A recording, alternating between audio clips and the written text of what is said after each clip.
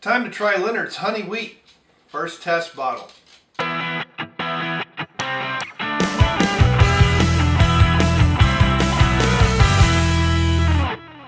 Hey, it's Brainmuffin back with a beer review. Today we have from a guy I never met. This is a friend of my son's. It's my father of a friend of my son's, Leonard.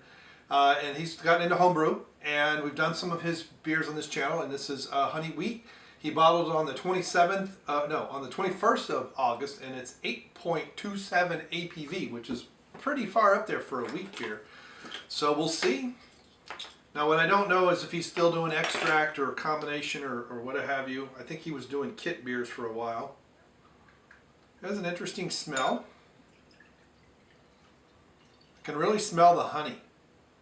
That's for sure. So it's a little cold. Got a little bit of yeast in the bottom. Not much. That high alcohol content, that yeast may not like that.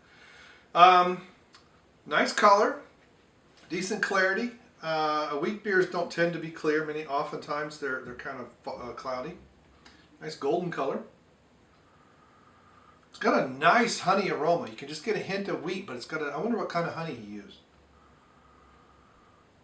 Well, actually it's kind of biscuity more than wheat.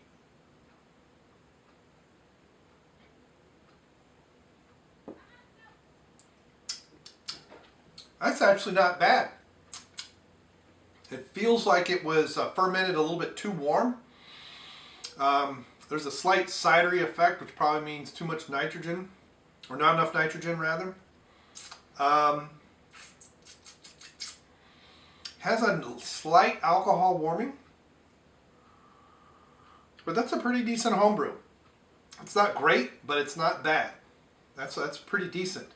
It has a nice weedy aroma and flavor. It's got a very strong honey presence, and it's a little on the sweet side.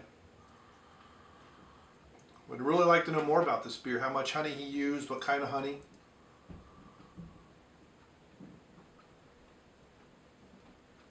I really like the coloring. Sorry, he ran over the mischievous. That's right.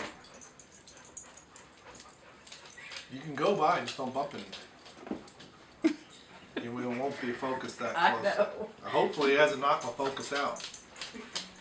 Go ahead and give him treats so I can continue and finish off. Alright, hold on. Jeez, give me a minute. I had to run all the way over the machine. Toby, you don't get one. Go out. Well, you didn't let me go out. There. I went over to the door and then Daddy said cheese. Dozer. That's it. You didn't go out. He's like, alright, well, I'm going to show your shoes now. Speaking of poop. On the slippers. Alright, can I continue? Hold on, let me go into the bathroom. My bedroom. More bathroom. Ow. Just gotta remember that. Gotta edit this one. Or you can just let it go.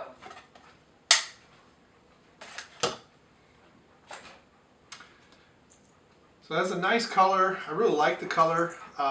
This reminds me of some of my early batches of homebrew, where it had this kind of cidery taste, like things just weren't quite right as I got better. But this is pretty good for a homebrew. There's a really heavy biscuit aroma, but not bad. Not bad at all. On on homebrew scales, this is probably a 3. It's not great, but it's not bad. It has some effects there with the cideriness. There's something that's creeping in, so there's probably some slight infection somewhere, or there's a lack of nitrogen. So when the whirlpool before the yeast is pitched, there's not enough nitrogen that's getting into the system. So sometimes I see this in people that use air stones and just use oxygen tanks. If you're going to aerate that, you don't want just oxygen unless you're using a yeast nutrient, because you need the nitrogen too. So it's best just to use filtered air and use a small, I forget what size. I just stir and shake, you know, especially when I put it in a glass carboy. I just shake the living crap out of it. because you want the oxygen and the nitrogen. I'm spilling this more than I'm swirling it, but all in all, it's a solid 3. It's an improvement over some of the other beers that I've had from Leonard.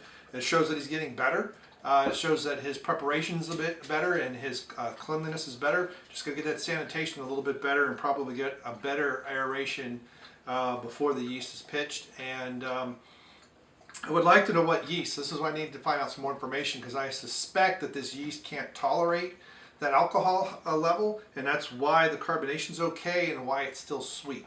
But if he was going for that and you put in enough to, you've got a yeast that's going to die out at 8.5%, but you put in enough to get it to 9 or 10% alcohol, you still have a nice alcohol content. You're going to kill off most other things. You're not going to necessarily get an infection, but you'll still have some of that sweetness left over from the honey.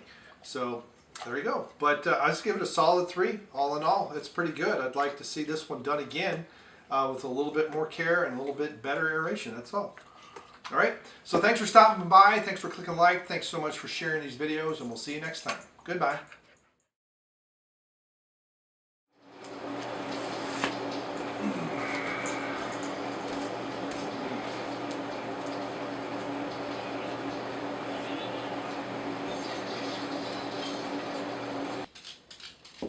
Thank you, Toby.